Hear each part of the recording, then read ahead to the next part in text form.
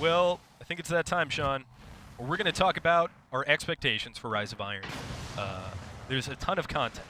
We have PvE content in the form of raids, a new strike, as well as 2 kind of reworked reprise strikes, which are kind of carryovers from older strikes, but also updated. A new campaign, a lot of new narrative elements, and then a lot of changes to, well, a lot of inclusions to itemization, as well as a whole new multiplayer mode. So what are you most excited for, and what are your expectations for the expansion? So I expect the expansion to be hopefully as big as the Taken King was. I'm most excited for story missions because they're really making an effort to integrate better cutscenes and voice acting and character development over the course of these story missions, and that's something that they showed that they could do very well with Taken King. And I was, Nathan Fillion's character in the Taken King, and the story that they told was so cool that I was really happy that they would make that a focus of the Taken King, and I'm definitely thinking that they're going to do the same thing with Rise of Iron. So that's my big. So you're really excited for the narrative elements, which is surprising as somebody who played in launch, and that was just not really a focal point. No, and that was the thing, is the Bungie kind of heard that feedback loud and clear about the storytelling being kind of subpar in the game. And oh my god, the Taken King had 6 or 7 really great story missions where the characters felt very fleshed out, and the story that they told was awesome, and it was full of what you would expect from a AAA video game. Cutscenes and great voice acting and awesome, really cool action sequences and really cool stuff going on, and you feel like a part of it. And I think oh my gosh, shotgun. There it is. Yep, that party crasher. But I want them to bring that in spades this time around. They're talking about the Iron Lords, which are these very famous guardians that exist within the lore of Destiny from long ago.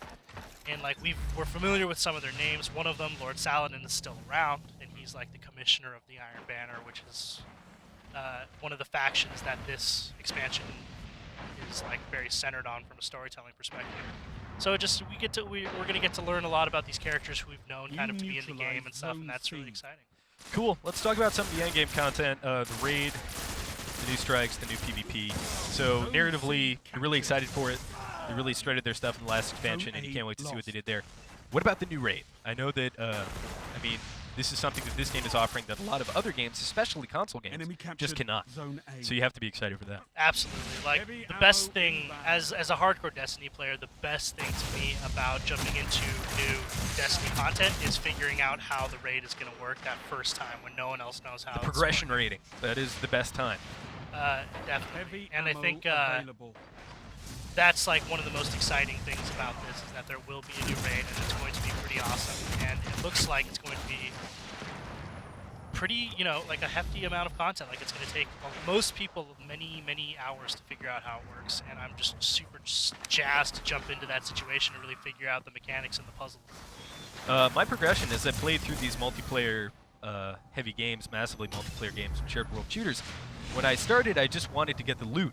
Now, I don't care about the loot. It's all about learning. It's all about that first experience, that progression rating, and learning those puzzle fights, and not looking up strategy for it. Kind of figuring out on your own. That's a really fun thing for me.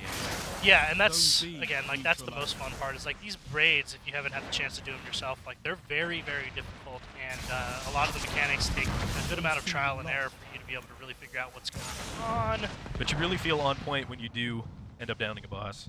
Oh, totally. And for hardcore players like myself, I think that's definitely one of the most fun things to be able to do, is really jump in there with your team and figure out the mechanics of this raid.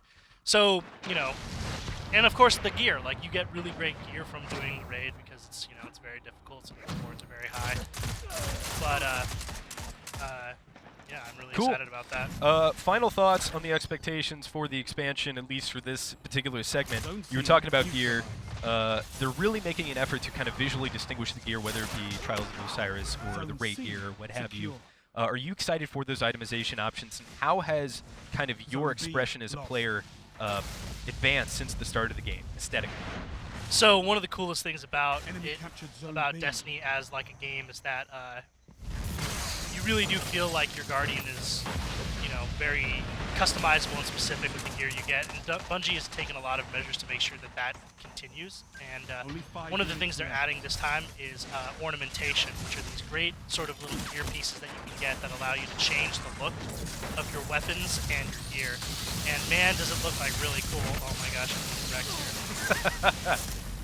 Well, And that's like, and I'm just really stoked to see the ornamentation. Like I've seen a few of these in action already. I personally do not have any of the new ornaments yet, so I couldn't be able to show them to you.